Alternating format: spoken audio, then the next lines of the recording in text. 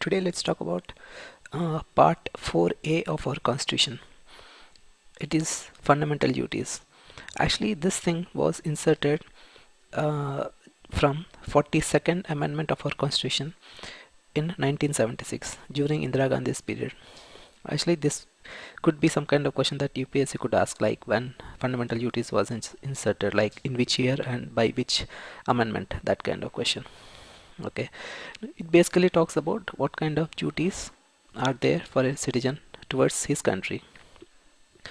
It says, it shall be the duty of every citizen of India to abide by the constitution and respects its ideals, institutions, the national flag and national anthem.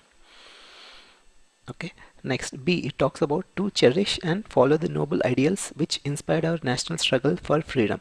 It's pretty obvious here.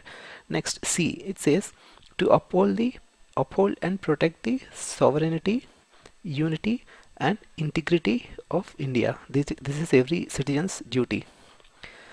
To defend the country and render national service when called upon to do so. Like when required, people should join army and things like that. Next E, it says to promote harmony and spirit of common brotherhood amongst all the people of India, transcending religious, linguistic, and regional or sectional diversities, to renounce practices derogatory to the dignity of women.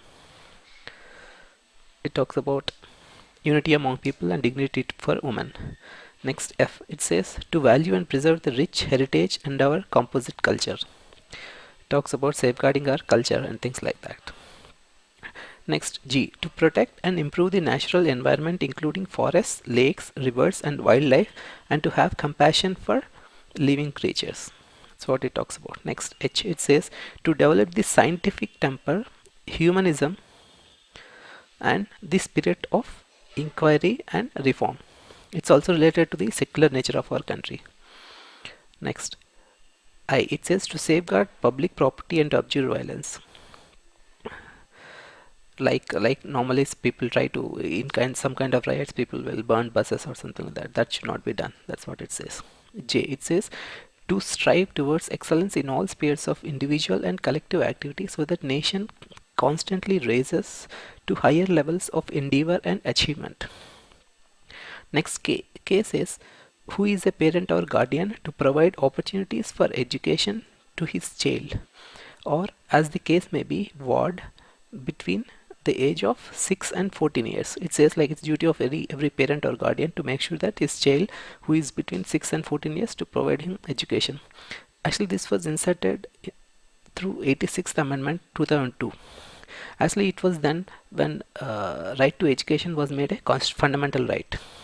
When it was done, even this kth element was added to the fundamental duty. Like UPSC might ask this kind of questions, like when this particular item was added, through which amendment, those kind of questions. Like it might even list down some kind of items and say which of the following is a fundamental duty or which of the following is not a fundamental duty. These kind of questions can be asked during the examination.